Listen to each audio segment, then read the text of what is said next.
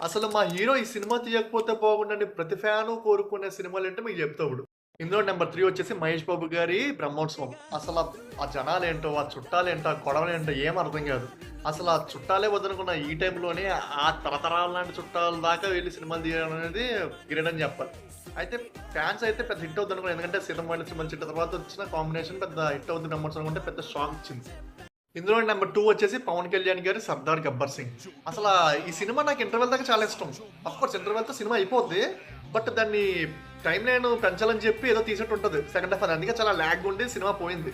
ఎందుకంటే ఇంటర్వెల్‌లోనే విలన్ పవన్ కళ్యాణ్ గారిని చూసి బ్యాక్ స్టెప్ ఏసేస్తాడు. ఏం చేయలేమని చెప్పేసి. అదే క్లైమాక్స్‌లో కూడా అదే జరుగుద్ది. బట్ ఏదో చెయ్యాలి కదా సినిమా అనేది కొంచెం 2 గంటలున్నర రావాలని చెప్పి సాగదీసినట్టు సాగదీస్తారు సినిమాని. అందుకే పోయింది ఆ సినిమా.